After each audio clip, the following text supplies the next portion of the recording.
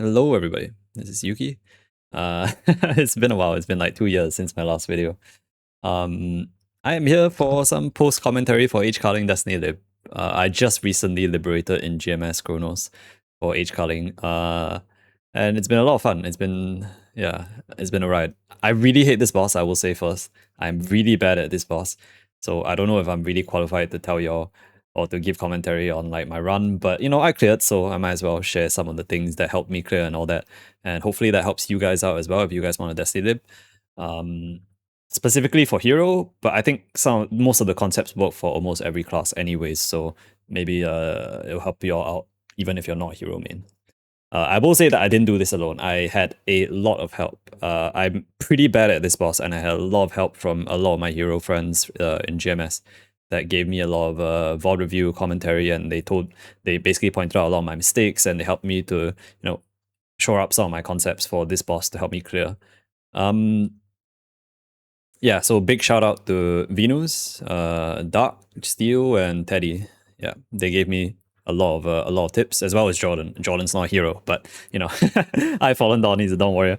But he helped a lot as well. He gave me a lot of advice while I was streaming my runs and all that on Twitch. I also have to give a big thanks to my friends that helped me with my wedding buffs. So Moo, Soneg, Blank, Astraea, my goats that have been constantly helping me with the wedding buffs and all that. They helped a lot, obviously. Now, onto the run. I'm 115k converted, 115.008k converted for this run, which I think is higher than needed. So it's not exactly a min cut. In fact, I had a fair amount of time left at the end, if I'm not wrong. However, I will say that because I suck, as y'all can probably tell, I paused the video like here because I failed the first run and I have like 11 minutes of LC, 11 minutes of home buff, and like 10 minutes of like double fame and all that garbage left because I failed the first run. But this run I cleared somehow. I don't know why. Don't ask me. But yeah, basically I don't have a good gauge of like what my converter is this run. I want to say that it's lower than 115k, but I don't want to gaslight y'all and like, pretend that my converter is lower than what it is for this clear. So I'll just say that I'm 115k, but caveat that I did not really have full once a days for this run. So yeah. Also, I didn't use like full 5555 for LC buff because as y'all can see, I was running out of points already at this point. So I did 3344 for 1k points, and yeah, it's slightly weaker LC buff basically. It doesn't make that big of a difference. So yeah, a lot of things are like not exactly, perfect, as according to Scouter and all that, but whatever, who cares? It's a clear is a clear. So we'll just say that it's 115k converted clear, and y'all can maybe scale down a little bit for yourselves and hopefully be able to clear. It's specific for hero, by the way. Scale down a little bit and then see whether y'all can clear. Anyways, I've yapped on long enough already at the start, so let's just jump into the run and I'll try and explain some of the things that I'm doing, and hopefully this helps y'all for all of y'all that want to clear H. Kaling in the future. Anyways, this is just the standard stuff, just buffing up. I think I forgot the LC here. Oh, no, LC, right. Yeah, I popped all my usual stuff. I popped the winter buff as well. That gives me 30 Wa. The winter buff is from last Dark Maplemas event. It's a long time ago in GMS, maybe a year ago. Anyways, so the first thing you do when you enter, as you can see right there, I procced my Fatal by using Raging Blow because I want to prep my Fatal for Origin Burst. And I did the usual normal thing, which is baiting Tiger into dashing for the fast setup. If you want to know how to do that, there's probably a lot of other videos out there that can show you. But basically, you just want to dash towards him, stand under his nose, and then that will bait him into dashing to the right, and then you immediately up jump and flash slash upwards so that he TPs to you, activating the right statue as well as being on top for the top statue. Now this is just standard burst stuff. Don't really need to say anything. It's just, illusion, sequence, origin, yay. Dead. Right. Then you save your bind until he does his next attack after the origin bind is ended, as you can see. I just bound him and yeah. Sorry, the run is going pretty quickly, so like I'm struggling to keep up in terms of commentary, but yeah. Now, the reason why I illusion into sequence into origin in P1, y'all can watch it back if you want, is because I want to get the second illusion inside the coil. So you have to do a pretty fast illusion, especially because I have a -2 hat. It is only possible with -2 hat and above. If you have no cooldown hat, it's pretty tough. So yeah, with the cooldown hat, if you want to get second illusion inside coil, you have to illusion first into sequence into origin. Just something to take note of, I guess. Okay, this part here is when I apply a slightly newer concept, I guess, this was taught to me by Teddy. Basically, you're baiting Tiger towards the left after his first dash.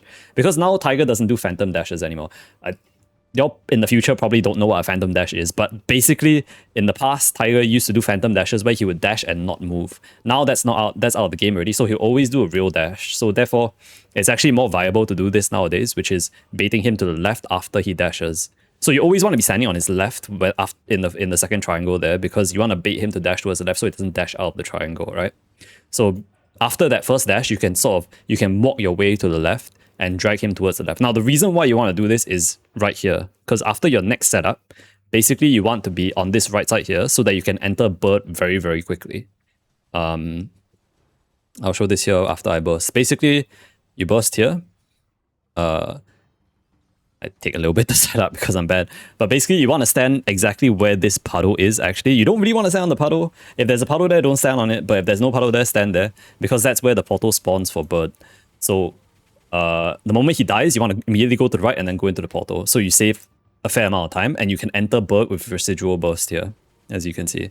So again, the overarching concept for Tiger in P1, as I said just now, was just do the normal setup, the fast setup stuff and all that. Fatal proc at the start, fast setup, and then after your second setup with the weapon jump off burst, you want to bait him towards the left so that you can set up on the left. The first pillar you set up is on the left, then top left, and then bottom right, so that you can stand at the bottom right and hopefully be able to immediately hit the portal once you kill Tiger with your second burst. Yeah, that's the basic premise. Now in bird, there's not much to talk about. Bird is just dodging a bunch of stuff. There's another small concept that you can apply here, which is you walking the bird to the left or to the right. So once he's used both of his attacks, he doesn't have any attacks anymore. He will not do the double hit attack on both sides of him unless you're very far away from him. So basically you dodge first attack here, and then second attack. Okay, I'll show it in the next one. Never mind.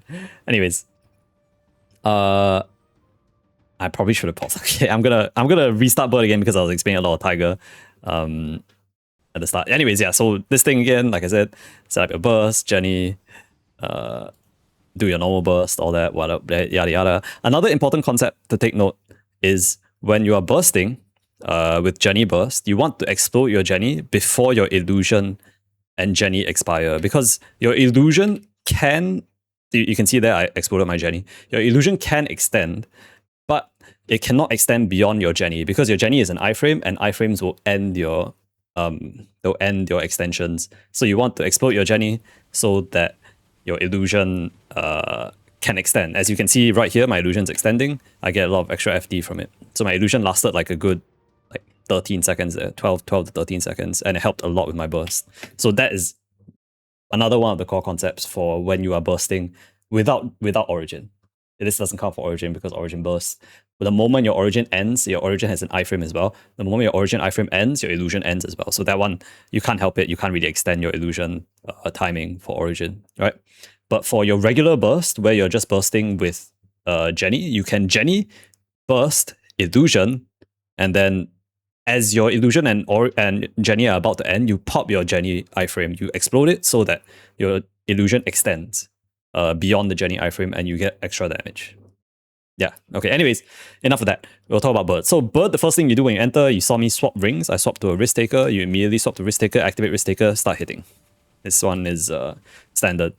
You can pretty much maintain like full risk taker during bird. Like there's no reason that you should not be full risk taker during bird.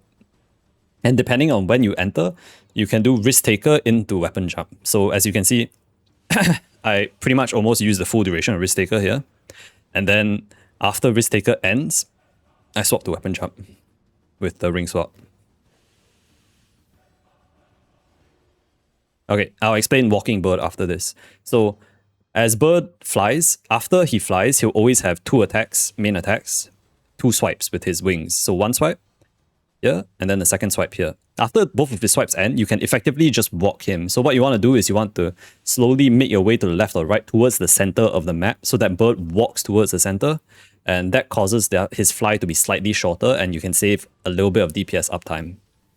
It's something that you kind of have to work on. It's a little bit of muscle memory, but yeah.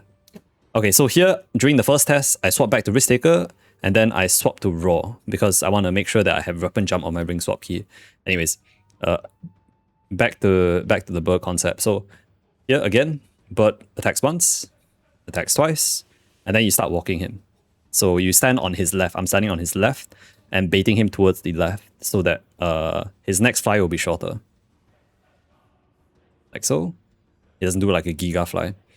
And then here's a Jenny burst, normal stuff. So again, you bait one attack. This is the big attack, the double attack. This is the second attack, and this is the third attack. After attacks end, I pop my Jenny. I explode my Jenny so that my illusion can extend. Another important concept. And here, you want to bind at 7 seconds left on your raw. Assuming you're using a raw 5. If you're using a raw 4, then you have to bind when your raw 4 has like 13 seconds, has like 2 seconds left, basically. But this is so that you extend the bind beyond his fly. Because he doesn't fly immediately, you don't have to bind at 10 seconds left on your raw so that you get the full raw or whatever. You can bind slightly even later, actually. So for me, that timing was 7 seconds. So yeah, you would bind at 7 seconds left on your raw in your first Jenny burst.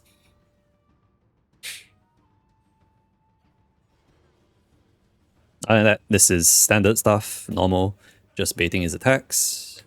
Try and stand a little bit further away from him to bait his attacks, by the way. If you stand too close, obviously he won't attack, so you want to stand a little bit further away, so you bait them, and you can start walking him with confidence towards left or the right, wherever, right? In order to shorten the fly timing. Again here, I'm just baiting him, waiting for his attack. He's going to do a second attack, yep, and then you just walk towards the left. Force him to walk. Here he walks to the right a little bit because I messed up, but whatever, it's fine. Yeah, short fly again.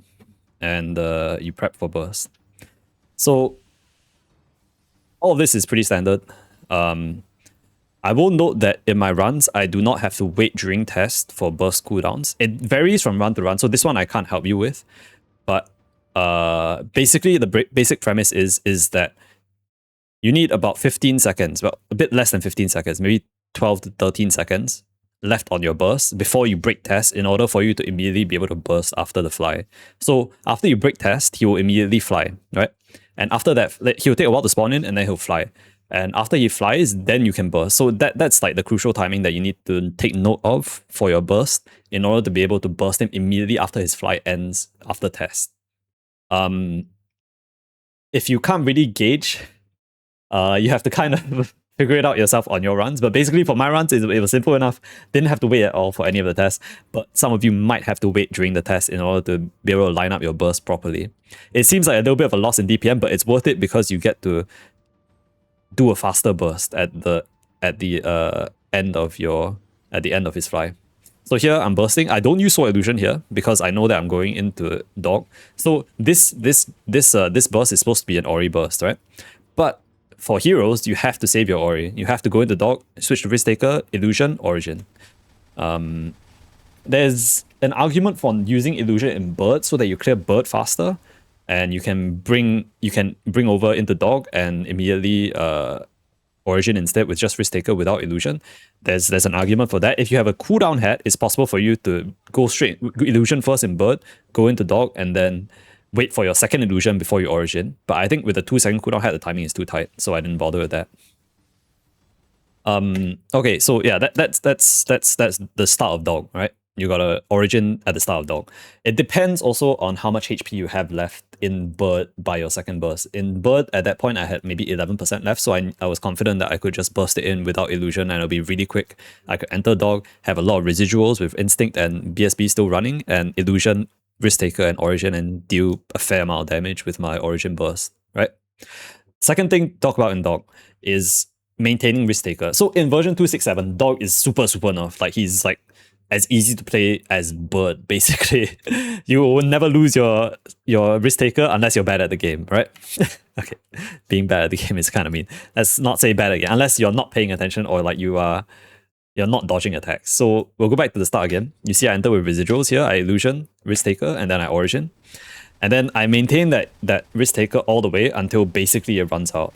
So this is also important for extra damage, especially if you're min cutting, you really want to be able to maintain this risk taker. So for all, you bind straight after the origin burst ends, and after the bind ends, you still have like a good 10 seconds, 8 seconds of risk taker. You want to kind of maintain that if possible. Hero, very easy to dodge all of Dog's attacks, just use flash slash upwards. And then for his claw attack, it's really slow now, so you should be able to just walk away from his claw attack. So yeah, basically the entire risk taker use, I switch to weapon jump, get ready for off burst with weapon jump. So basically this is like a triple ring swap kind of thing, that kind of deal that you're doing. I don't do more than one triple ring swap though. It's only at the start. I'm not that good. I don't swap the risk taker. You can probably do something with like swapping the risk taker in the middle of tests and all that, and like, you know, getting even more risk taker value out if you're really trying to min cut. But I'm not good enough for that, and I'll leave that to you to to go and try out if you want to. Okay, another thing to talk about is test. So after your 60s end, right now, it's not even ended yet, you still have some left over, but anyways, you have to take note of test timing. So test here is 3-3-8 basically. So that means that your second bind needs to be at 3-8. So for Dog, your first real burst in Dog doesn't follow the usual concepts of you Jenny and then you burst and then you bind straight away after your Jenny ends. The concept is different because what you want to do is you want to bind before test so that you delay test. So you have to take note of what timing test happens in Dog, so that you can extend the test timing and you can get more value out of your burst, because you will burst very close to test timing. You may maybe have only 20 seconds of burst before you enter test for your first burst in Dog. So you want to add on 10 extra seconds onto that by binding at the correct timing. I think in this run I didn't really pay attention very well, so I don't think I binded at the correct time. But if you have enough presence of mind and you're good enough, or you have someone pit crewing for you, you know, helping you out with your timings, they'll tell you, you know, 3-8. That's when you know you have to bind. They'll tell you when to bind. Okay, so here also another small concept for me at least. When you enter test, you want to swap rings, right? So I make sure again that I'm back on risk taker in test. So right here, I swap back to risk taker. And then you count the number of times you dash left and right. So that was 1 for me. Okay, so this is... Okay, so that's 1, 2, 3, I swap rings there, 4, and then you dash back on 4, and then you jump across so that you're not in a combat stance. And then after that, then you can immediately swap to raw. So yeah, on the fourth on the fourth one, you want to do a double dash. So 1, 2, 3, I fucked up a little bit there, 4, and then you want to dash back immediately so that you can just jump. And by the time you jump to the end here, you're basically out of test, and you can swap to you can swap back to raw because you're not in combat stance. You didn't use rush, right? Again, this is because you're triple ring swapping, so you kind of have to do all this. Anyways, here I save illusion because I know that burst is coming up. I don't want to use illusion. I kind of waste an illusion here. You can say waste because I'm not getting all my illusions off before in one burst cycle, but you know, can't be helped because I delayed illusion for the Ori burst. So here, standard burst stuff. Theoretically, I should bind at 3-8. I don't think I binded at 3-8 this run. I think I binded a little bit earlier. I think I binded at 4-0. We'll have to see. Here, okay, here I'm just tanking stuff. So it's okay to tank stuff here because, again, like I said, you're not binding, right? And also you want to explode Jenny before your illusion procs it. So given how easy Dog is to play nowadays, you go in, you hopefully prep your gauge well enough that you go in with very little Dog and a lot of Tiger, and then during this burst here, you can tank 1 or 2 attacks and just keep hitting and just ignore the mechanics and just keep hitting. So right here, I exploded my Jenny, and then he does 1 attack. That's fine, doesn't matter. I tank this attack, I don't care, I don't want to dodge. I tank this attack as well, I don't care, I don't want to dodge, I want to keep hitting. This attack I have to dodge because I don't have enough HP, right? And here I bound. Oh, I bound at 3. Okay, I'm smart. I actually pay attention to the timing. I thought I didn't, but I did. Anyways, so yeah. During your burst, it's okay to tank stuff, especially if your gauge is fine and you know that you're not going to die. So it's okay to tank about 2 attacks, and then the 3rd attack you have to dodge so that you get more damage off during your burst without having to move or anything like that, and just focus on hitting and then, you know, bind at the correct timing so that you extend the test. Simple enough concept. Other than that, it's just the usual, just using your flash slash to, you know, deal with Dog's attacks. It's very, very easy. Dog is like super, super easy now. It's ridiculous how easy it is. So I don't think many people have problems with Dog. The big problem now I think is Tiger manipulation for newer age Kaling Destiny Libbers. You have to learn how to manipulate Tiger well. I suggest that you watch Jordan's video, I Fallen Dawn. Shout out to him. He has a very good video on Tiger manip in order to get him to light up the pillars as quickly as possible. Right? Okay, P2. P2, I play a little bit of a different strategy. I will explain once we get there, but basically I play on the middle platform. So I think most heroes tend to play on the bottom platform and they jump around and dodge. But I feel more comfortable playing on the top platform because I know where my fountain is and I can easily reposition her. Like I know her fly and her TP mechanics, so I can reposition her and it's easier for me. So I would say find what works for you. But for me personally, I play middle platform and I'll explain how, and I'll explain the why I do it and like how I do it. So basically you enter here. It depends on your entry time. You might have to burst straight away on entry. You might not. It depends on what time you enter. For me, I entered with enough time to spare where I didn't have to burst straight away. So what I did was I immediately dodged first scroll and then, just DPM, normal DPM stuff. You're waiting for first fly. Okay, so important concept to note is that her fly has about 12 to 15 second cooldown. I'm not exactly sure. I think it's 12. I think someone told me. I think Chef Couliers told me that it was 12 second cooldown. Anyways, so her mechanics after fly are that when she flies, after she finishes flying, she will TP to you. And that is your window to burst. So you don't have to chase her during fly. You want to stay in one spot while you wait for her fucking fly to finish. This changes in the future. Don't quote me. This is 267. But yeah, in the future, you can chase her and hit her and you can, bind her during fly. But now you can't. So you have to wait for her fly to end. And by the time her fly ends, she's ready to TP. She will TP after that. You don't really have to chase her. If your burst is up, you can chase her with Jenny. Chase her in order to immediately start your burst the moment her fly ends, so you don't have to wait for her TP. And also in case test happens, because she can't TP during test, right? But as this is the start of the run, I know that she will not fly, there's no test coming anytime soon. So I set up first. So the first thing I do is set up my fountain here on the right side platform, middle right, and wait for her to TP back. So here she TPs back, I Jenny, I burst with illusion, and also you have to count her attacks. So what I mean by count her attacks is she has 4 attacks in phase 2, right? So the concept is that after her 4 attacks end is when she's about to fly. So that was 1 attack, 2 attacks, 3 attacks, and then I bind. I don't wait for 4. You can wait for 4 if you're confident and you know that none of her attacks are on cooldown. Sometimes her attacks are on cooldown and she won't cast the 4th attack. Therefore, she will fly after the 3rd attack, right? So if you're not confident, you bind after the 3rd attack, or if you're paying attention and you know one of her attacks is on cooldown, you bind after the 3rd attack. Like this scroll was basically on cooldown just now.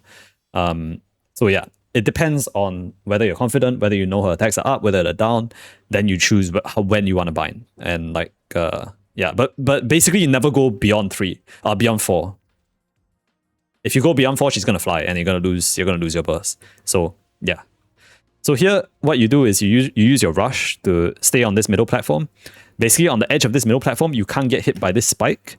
And whatever attack she does, you have more than enough time to just rush to the right and react, and then rush back towards the left in order to keep hitting her. So after she flies, you want her to TP back towards you. So you want to so after her fly, you want to jump towards this middle platform here on your left, and just stay here and dodge bombs, yeah, like that.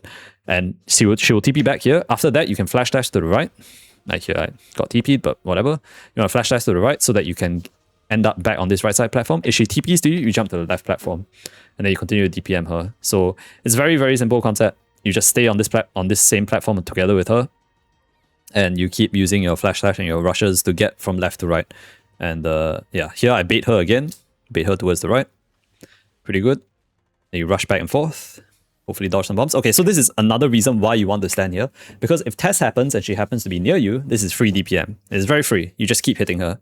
Because you can't get hit by by the test on this platform, on the edge of this platform here. So you want to use your rush in order to make sure that you're at the edge of this platform. It doesn't always put you on the edge. I'll preface that if you're too close, like let's say you're standing on top of this spike and you rush to the left, it will put you like here, which means that you can get hit 1 by the spike and 2 by the test. So you want to make sure that you're at least beyond this spike before you rush left in order to make sure that you're flush to the left side, to the edge of this platform, so that you cannot get hit by either thing, either the spike or the test ghosting. I don't know what the fuck this is, but yeah, basically so that you can't get hit by the shit. But yeah, other than that, it's just you DPMing the boss during test. This is another big benefit of playing on the left side here. It's free damage. Here, I reposition her again. Unfortunately, I fucked up a little bit. I forgot that she's gonna TP back, so she TP on top of my fountain. That's still fine. You can still play this on this left platform here. It's just that you're not on top of your fountain. So as you can see, I rush.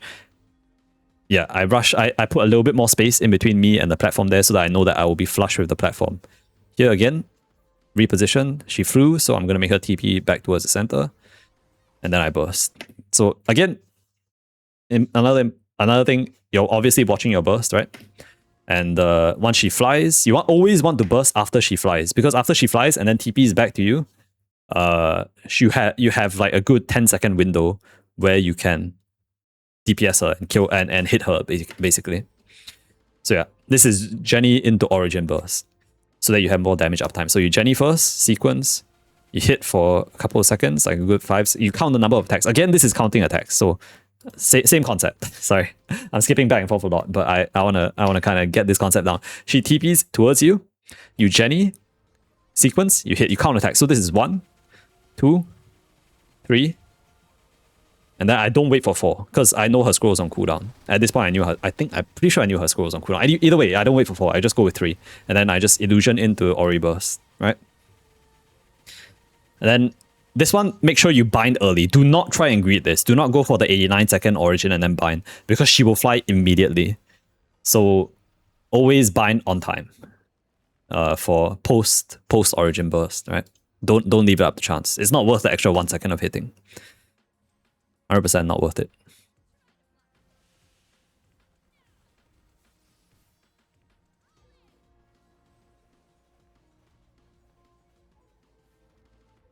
Here, the trick is, by the way, one of the tricks is to not flash jump across this gap here, but to use flash slash.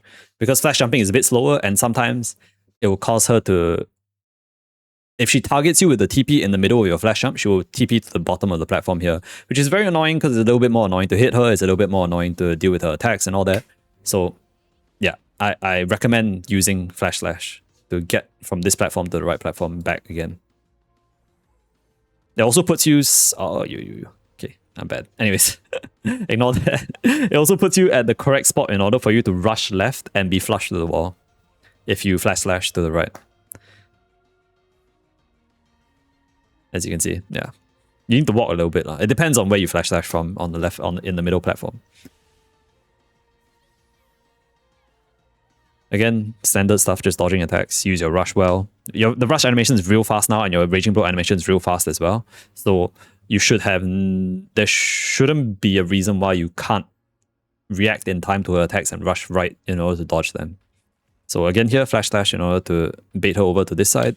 If I did, as you can probably tell, if I didn't use flash slash there, she probably would have targeted me in the middle of my flash and went to the bottom platform. So again, if you're trying to traverse this gap in between the platforms, flash jumping usually not a good idea. I flash jump there, but usually not a good idea.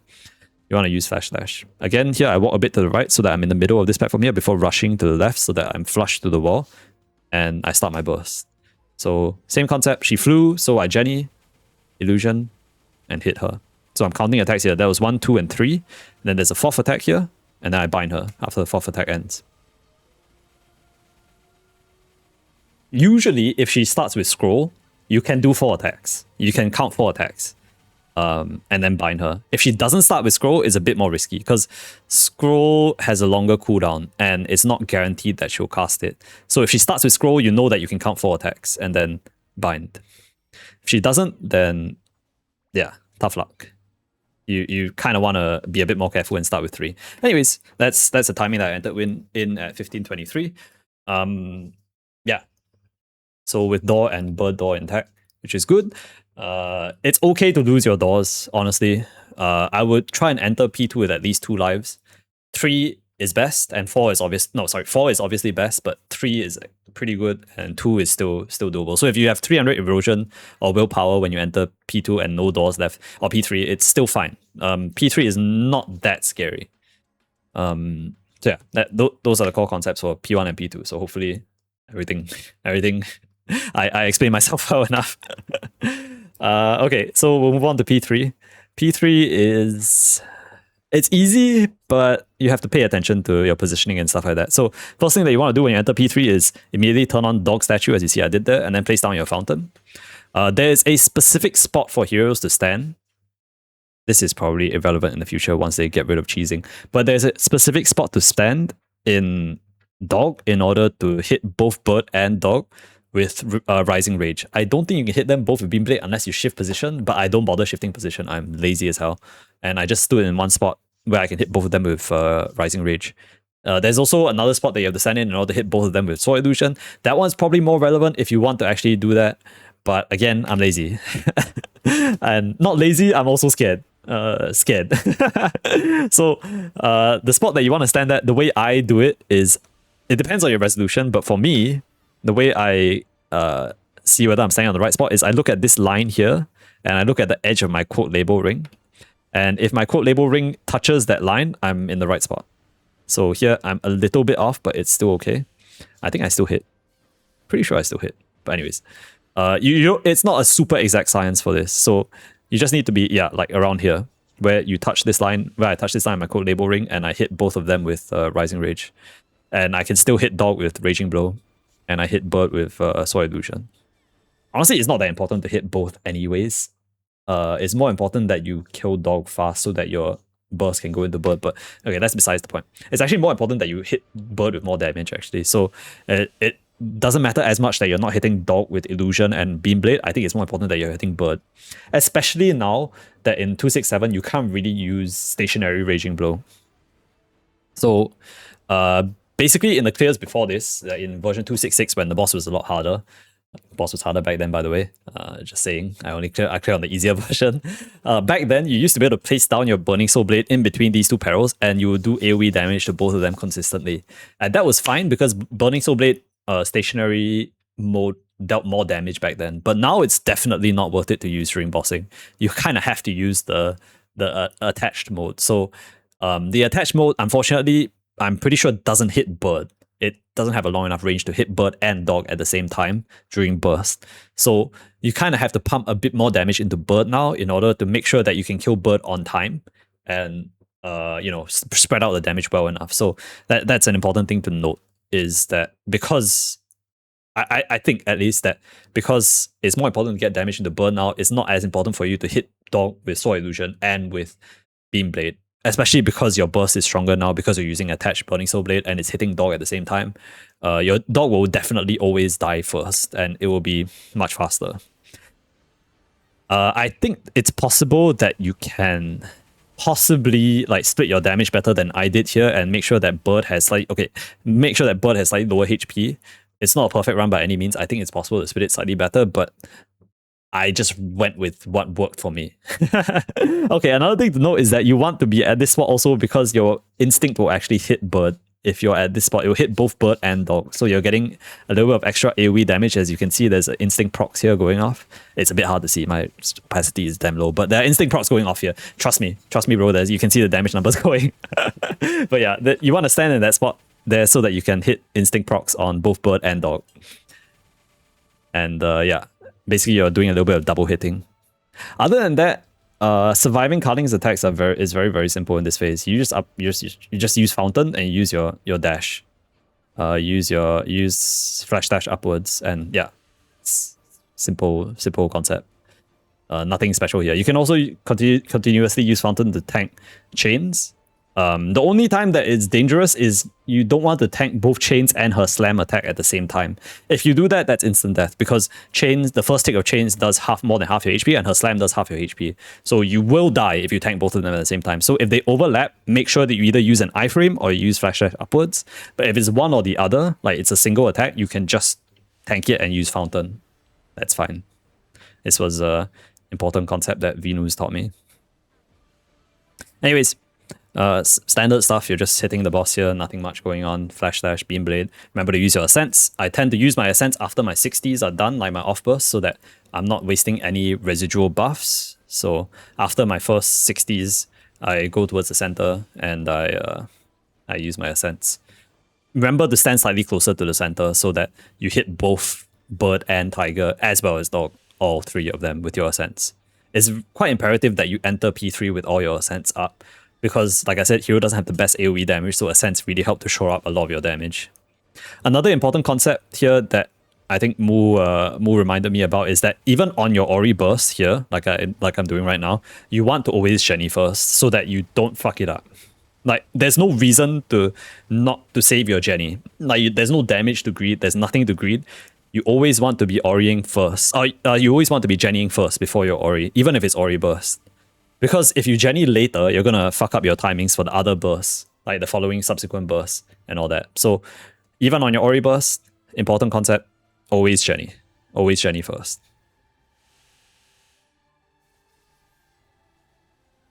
And also, like I said, in this spot, you can hit Tiger as well with the Ori burst. So yeah, you're doing a bit of AoE damage to Tiger.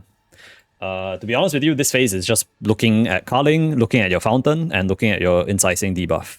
Those are the three things that you're looking at. Obviously chains as well, I guess. But yeah, in this phase, once dog dies, there are no more chains. So those are the three things that you're basically looking at, as well as clutch, the TP. So yeah, 4 things to look at. There's not much else to look at. It's quite an uneventful phase, honestly. Unless you're on 1 life left, then it becomes very exciting. But if you have a couple of lives to spare, honestly, there's no pressure. You just stand in your spot and yeah, deal with the attacks as per normal.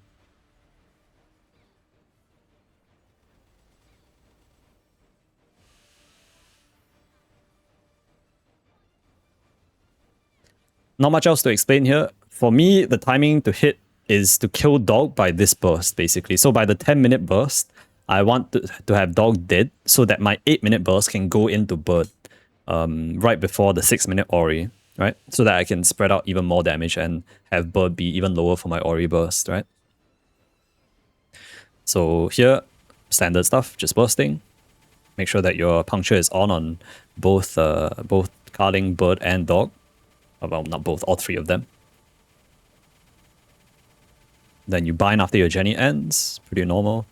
And the goal here, like I said, have dog die here in this burst. So once dog is dead, which will probably be, it depends on your converter, but hopefully it's by the time the burst ends. If it's not dead like mine, because you don't have your proper once a days and all that garbage, you want to just chill out and stay in dog and just keep hitting. Same thing that you've been doing so far and spread out the AoE damage a little bit. You're still hitting dog with Raging Blow, and Rising Rage is still hitting both. Beam Blade is still hitting bird, and Illusion is still hitting bird. Same stuff, basically. So you just DPM until dog's dead. And once dog's dead, gotta remember to turn on bird statue. So here my 60s go off. I am a bit late on 60s. Oh, here I messed up a fair amount. So here's when I lose both doors. So this is I would say that my biggest mistake this run is losing both doors in P3 to like 1 clutch. So here I need to turn on the statue for bird. I don't think I'm paying attention. I'm a bit dumb. I should have turned on statue for bird already. So another mistake. This one's more minor because it's okay for damage to go into Kaling as well to lower HP. It's not that important actually. Kaling HP usually isn't an issue. So here I'm not turning on bird statue, which is a bad thing. I think I noticed like here, yeah. I noticed that I didn't have bird statue on. Another thing to note is that you don't want to stand in the same spot anymore. So this is a line that I used to align with my quote label ring when I was killing dog. But since dog is dead, you want to stand significant amount more to the left. So you can 1 hit bird with Raging Blow and 2 hit bird with Burning Soul Blade when your burst is up. Right? Again, this is pretty boring. You Jenny, you Ori. Oh, sorry. You Jenny, you sequence, you burst bird. You hit bird. Yay. Not so fun. Okay, hopefully, if you're strong enough, if I had full once a days as well at this point, hopefully you are strong enough that with this burst as well as with the subsequent 60s, you bring bird down to about 10 to 8 to 10%. Mine was nowhere near that if I'm not wrong. So you don't want to waste the next burst with Origin on bird. The goal is to be able to burst Tiger with Origin burst and kill bird with that same Ori. If you can't get there, don't worry. I think it's fine. You only waste a little bit of damage on Kaling's HP bar, which I said, like I said before, it's not really that big of a deal because Kaling, the residual HP on Kaling doesn't matter as much. Because as you are bursting Tiger, you will reduce that HP all the way down to 0 anyways. So not that big of a deal. But best is if you can lower this HP, like this bird HP down to about 8 to 10%. If you can't, it's fine. Not a big deal. I'll show exactly why. I leave bird statue on here. During my Origin burst because I want all the extra attacks from Instinct as well as Rending Edge, or sorry, a Furious Edge and all that to land on bird, and final attacks as well to land all on bird so that bird dies a little bit faster. Honestly, if I look back at it, I'm pretty sure I didn't have to, but it's just to guarantee the bird kill after my Origin ends. So yeah. At this point, you want to switch to Tiger statue if your bird is low enough already. In fact, even for my standards at 14% left on bird, you should probably switch to Tiger statue already. But here I'm doing the Ori burst, standard stuff. And you will see that bird's HP drops pretty damn low. Doesn't matter that bird doesn't die. Just keep hitting Tiger. It's fine. Same thing, just bind, keep hitting. Like, empty out your burst into Tiger. Finish it off. Finish off your raw and all that. And then once everything ends and you're out of burst, you're out of raw, you can go back to hitting bird and kill bird if you haven't killed bird yet by this point. Still fine. Yeah. As you can see, bird dies fairly quickly here. So yeah. Should have turned on Tiger statue probably because bird died really quickly there, but it's fine. Yeah, I think I left Tiger statue off for a bit so that I could deal some damage into Kaling. I can force more damage into Kaling because the HP bar is a little bit high. But honestly speaking, you should just turn on Tiger statue. You don't have to wait. Also, it might be a bit annoying to get Kaling to stand directly on top of you so that you can DPM both her and Tiger at the same time, but it's fine. Also, one thing to note is that you want to stand slightly closer. So this scar here is usually where you want to gauge yourself on where you want to stand. You want to stand in the middle of the scar because if not, BSB won't reach Tiger. So yeah, you want to stand a little bit more to the right. Basically around here, yeah, where I'm standing right now. You want to stand about here so that your BSB can actually hit Tiger. If you stand a bit more to the left, your BSB actually won't hit Tiger, which is a bad thing. Don't want that to happen during your burst. So yeah, here I finally turn on Tiger statue. I'm not very good at remembering. I didn't have a pick crew. Probably should have had a pick crew to remind me about what to do. But yeah, here I finally turn on Tiger statue. Everything is fine. Standard stuff. You're doing 2 bursts here into Tiger and hopefully killing Tiger by your second burst. And then at that point, you are basically just waiting for Origin for the last 25% of Kaling. The earlier you get up, the earlier you kill Tiger, the better, so that the less HP Kaling has at the end for your Origin burst. Yeah. Normal stuff, just hitting, bursting, all that good stuff. Honestly, this at this point you're pretty much home free already. Especially if you have like a couple of lives. I had 2 lives here. I had like 2 lives total to spare, so I wasn't terribly worried or anything like that. But yeah. Other than that, there's nothing really to look out for. The only thing that I would say that is maybe slightly scary is your gauge. So you need to watch your gauge a little bit here to make sure that you're not too low on bird gauge. Because if you're too low, there is one sneaky green string that you can hit. That can hit you. I'm sure you already know about that green string, most of us. If you're doing Kaling, H-Kaling, Destiny, you know that there's a green string that can technically hit you while you're still in dog. So if your bird gauge isn't high enough, that's the only other thing that you need to pay attention to. As well as your fountain and the usual standard, have her punctured and watch out for her attacks. Everything else is very, very standard.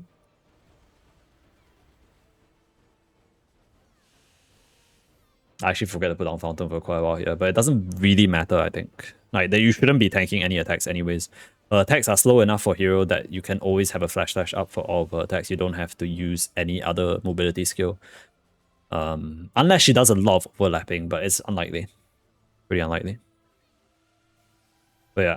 P3 is basically just watching your cooldowns and having good burst uptime, making sure that you don't mess up any of your bursts. Because every single burst in P3 is crucial for doing damage. You can't like mess up a burst and expect to be able to clear because she'll have way too much HP. It depends on your converter, but you can't really mess up a burst in P3. I mean, you can say the same for the rest of the run, but it's especially bad in P3 because if perils don't die on time, things snowball very quickly. Like very, very, very quickly. Like your damage can the damage loss can snowball very, very quickly because it's a compounding thing now. Like if a peril doesn't die fast enough, it means that you're not getting damage into Kaling's HP bar, which means that you can't switch to the next peril faster, etc., etc. It gets worse and worse. So here I kill her I kill her like with like 2 minutes to I kill Tiger with like 2 minutes to spare. So this is definitely not min cut. Like in a min cut run, Tiger would take like 60s. Like you have to almost take your entire 60s into Tiger in order to before Tiger dies. And then your last burst would really be like, full origin, full instinct, all that. Okay, that was dangerous, by the way. Yeah, so definitely not min cut. But okay, another concept to take note of is you need to pay attention to when Tiger dies. So Tiger dies for me at 2-3. So here I note that it's at 2-3. Her FMA is every 30 seconds. So I know that at 5-3, there will be an FMA. So you need to stand in a spot where you can see 2 different zones at once. For me, I think this run I got very lucky and it was always Tiger side for FMA. But you need to be able to see both sides here in order to be safe. And in order to know where to go. Because she will always explode 2 zones, right? So you need to look for a 3rd zone. So if you can see 2 of them and both of them are exploding, you know that the zone is on the left. You know that the non-exploding zone is on the left. So here, obviously, it's on the right. Make sure you don't jump in too early. Another thing that I see a lot of people do. Thankfully, I haven't done that before yet. But don't jump in too early, because if you jump in too early, there's still lingering damage that comes out. Fair enough, right?